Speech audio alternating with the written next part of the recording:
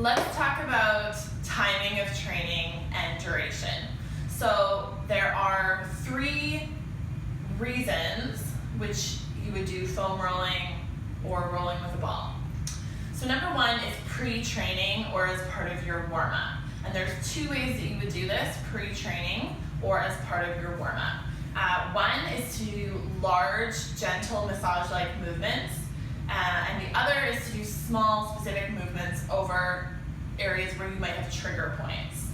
If you're doing it as part of a warm-up, you want to bring attention to the tissue, you want to get blood flowing, you want to start feeling what's going on in your body, then you're going to be doing big, gentle massage-like movements over the muscles that you're going to work. So we're targeting, in this case, prime movers, the muscles that we're actually going to strength train. If you know that you have achiness, acute pain, or trigger points in specific areas, you're going to do small micro movements. And it is like a massage and you will feel sensation, but it's definitely not painful or excruciating before you're going to work out.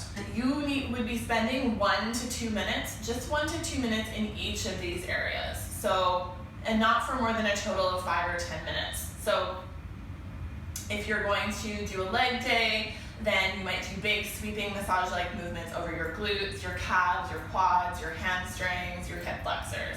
If you know that you have a really achy spot in your glutes, then you might do some small specific movements just for 1 or 2 minutes and nothing crazy over that very specific area, trying to get it to release before you do your activity. And the point of that kind of rolling is to increase mobility and to increase symmetry. So we're all asymmetrical, we're not the same right and left, side to side, but if we can do our best to release and even things out and warm tissues up before we use them, then we can strengthen them a little bit more evenly, if that makes sense. The second reason that we would use myofascial release tools would be for post-workout, post-training, or for cool down. And in that case, similar to warm-up, we're doing big sweeping movements, but on more stabilizing muscles. So our big muscles have just worked, they're really nice and warm, but our stabilizing muscles are the ones that might get sore, that need a little bit of extra help with recovery. So after your workout, you're spending 5 to 15 minutes overall doing large, sweeping, massage-like movements on stabilizing muscles. So this is like muscles of the rotator cuff,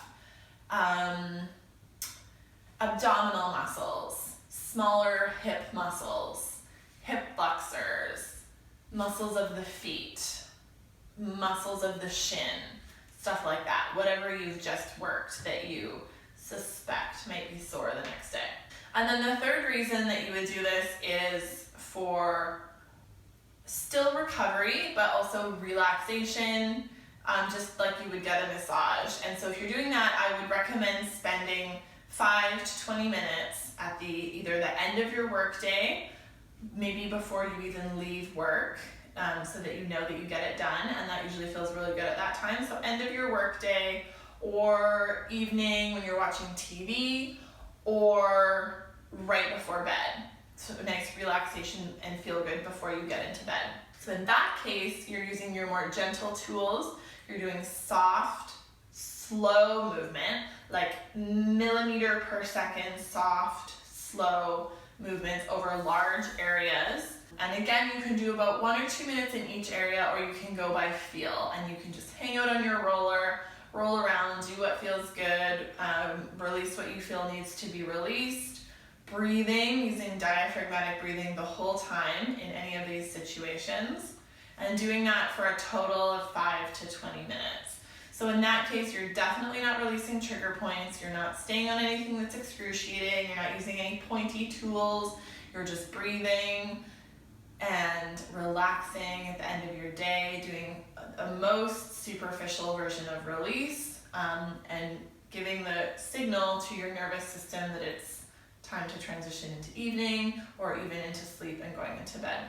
For all 3, breathing with the diaphragm in and out of the nose all the time.